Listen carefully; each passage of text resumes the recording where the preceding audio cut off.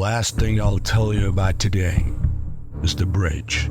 About a mile or so away from my cabin, there is a deep bridge that crosses a deep ravine. Hi everybody, and welcome back to Scary Nightmare. As you can see by the subtitle of this video, of course, after deep analysis and understanding of what you guys engaged with the most in the last couple of months, I've decided to bring more and more stories about it. And here we go with another crazy Alaska story. 1, 2, 3, action. I'm a seasonal caretaker at a national park in Alaska. I won't say which one, and I've been warned by my employers to keep my mouth shut about anything unusual I've seen during my time here. That being said, there are some very strange things I've seen over the last 3 years. I've held this position, and I figured I'd share some with you. You may not be even aware of what a seasonal caretaker is, and that's completely understandable. Generally, it's not that exciting, if I'm being honest. I start my season with the park has closed for the winter, and it's my responsibility to make sure that the various cabins and public buildings are maintained and the snow is kept cleared from the roofs to prevent any damage, you know, that sort of thing. It's a lonely job, and if you're a people person, it's probably not for you. It takes a bit of an odd duck to willingly put themselves into exile for 3 months at a time, knowing that there is no way out until the snow begins to melt and the plows can start clearing some of the access roads that lead out to my cabin. I do have a snowmobile that I can use to take a 3-hour trip to the nearest ranger station if I needed to, but it's not like a quick trip to the corner store. It's just fine for me though. I've always been a bit of a loner, and I have Max, my Jack Russell Terrier, to keep me company. The job isn't very demanding. I typically only spend a few hours each week tending to my responsibilities, and the rest of the time is mine to do with as I please. A few years ago, I took up nature photography as a hobby to pass the time, and have been had a few of my pictures published by an organization you'd recognize by name. I have framed copies of those magazines hanging on the wall behind me right now, as a matter of fact. A lot of people come through this park during the more temperature months. It's probably one of the most popular places for outdoorsy folks to come explore in this region of Alaska in the winter months. However, it's completely deserted, except for a few lonely ranger stations and things like that. I will go for weeks at a time without seeing a soul, and the only person I speak with any regularity is my ranger buddy. We will call him Rack, who I check in with a few times a week on the radio, and aside from that, it's just me and Max. I'm not sure how best to go about telling you about some of the things I've seen up here in the dark, frozen days of winter, so I'll just dive right in and tell you about the shades. At least, that's what I call when I'm talking to myself. I have no idea what they really are, but when the winter storms are blowing storms against my shuttered cabin windows, and the visibility in the snow and dim light are next to nothing, you will see them. It's almost looking at someone moving behind a pane of frosted glass, all distinct and shadowy. At first, I just thought my mind was playing tricks on me, finding patterns in the chaotic static of all that falling snow.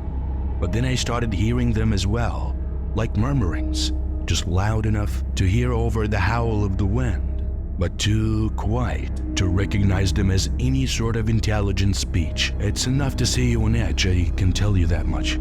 They tend to only show up during a heavy snowstorm, and the fiercer the storm, the closer they will come to the cabin. It's gotten to the point where I'll make sure I've locked my doors and windows long before nightfall if I know there is a storm coming. One time, during an especially nasty blizzard, I could actually hear them moving all around my cabin like some sort of nightmare parade. That night was bad. At one point, I actually saw and heard a doorknob on my front door turning, all slow and deliberate, accompanied by what sounded like soft scratching at the wooden surface. The worst of it, and I'll swear on a stack of Bibles that it's the truth, was the faint whispering voice that kept calling my name just on the other side of the door. That went on. And even now, If I close my eyes, I can still hear that cold, hollow voice. It's what I would imagine a person would sound like if their soul were ripped from their body. I suppose I'm being a little overly dramatic, but it's the only way I can describe it. Alive, but also lifeless. I don't know a better way to explain it. No reason to dwell on it. I guess I'll say that I'm not sure what would have happened if I hadn't remembered to throw the deadbolt that night. But I'm not interested in finding out. Just thinking about it makes me anxious. I mentioned it to Rick the next day after the storm had quieted, when I could get a radio signal out.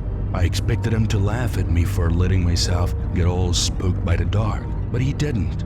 He very calmly and firmly told me that it was better not to talk about them at all, and just make sure I kept myself locked up nice and tight when the heavy snowstorms came.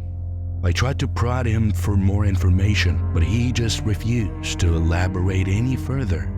The only thing he would add was that not everything sleeps when winter comes on up here. I have to admit, he creeped me out more than a little with that zinger. He definitely knows something about them, and I'm gonna try to pin him down one day and get more information. The next thing on the list is the car graveyard. I shit you not. If you explore far enough of the beaten trail out here, chances are pretty good you'll find one. A car or truck just inexplicably deposited in the middle of backwater Alaska. Like, that makes any sense at all. The first one I ever saw was an early 2000s BMW Coupe, looking like it was just off the showroom floor, except for the fact that half of it was embedded in an old spruce that had probably stood there before cars even existed. It almost looked like the tree had grown around the car, or maybe the car had been interposed into the tree. I don't know how it's possible. I just know that it was there. I've seen a few of them during my time here, sometimes trapped in the trees like that BMW, and sometimes just sitting in the middle of an open space of ground. Every one of them looked like they were fresh off the road, and none of them had any logical way they could have gotten out there, even without the hole stuck in the tree's part. The most unnerving thing about the cars, though, is the clothing. I've stopped looking and just tend to avoid going anywhere near one if I see it. But the first time I saw one, my curiosity led to me check it out. I tried to open the doors, but they were all locked. When I looked in through the windows, though, I saw the damnedest thing in the front seats. It looked like someone had laid out clothes, pants, shirts, socks, shoes, the whole deal, and strapped the seat belts around them. It was like the people in the car had just vanished in mid-drive, leaving their clothes behind, just the way they'd been wearing them. Eerie is one word for it, but if I'm being honest, it scared the shit out of me. The other thing about the cars is that you won't find the same one twice. When I saw that first BMW, I came back out the next day with my camera to take a picture of it, but it wasn't there anymore. I thought I'd simply forgotten where it was, or that I'd gotten turned around. But when I saw my boot prints in the snow from the day before, I knew I was in the right spot. I tried to report this to the rangers as well, but Rick told me they wouldn't even send anyone out to investigate them anymore. But the time anyone got there, they'd been gone. Apparently reports of this sort of thing have been coming in periodically over the last 20 or 30 years, and nobody knows anything about them. He did tell me that one of the rangers had found one once, a school bus from Texas, if you can believe that. In each of the rows of seats were piles of empty clothes, with the exception of the driver. The ranger that found it said that the driver was sort of there, but not really, almost like a blurry hologram frozen in time. He said that the driver, an elderly man, looked like he was frozen in some terrified scream, all wide-eyed and gaping mouth. The ranger tried to get into the bus using the rare emergency door, but when he got the door open, a loud buzzing sound filled his ears, and a high-frequency vibration ran through his body like an electric shock. He said the closer he got, the more intense the sound and the sensation became. Before he could even take a step inside the bus, it grew so strong that he thought he was going to pass out. The best he could describe it was like when you have two strong opposing magnets that you're trying to push together. The more you push, the stronger the resistance becomes. He said it was almost like the universe was somehow keeping him out of that bus, like he didn't belong in it.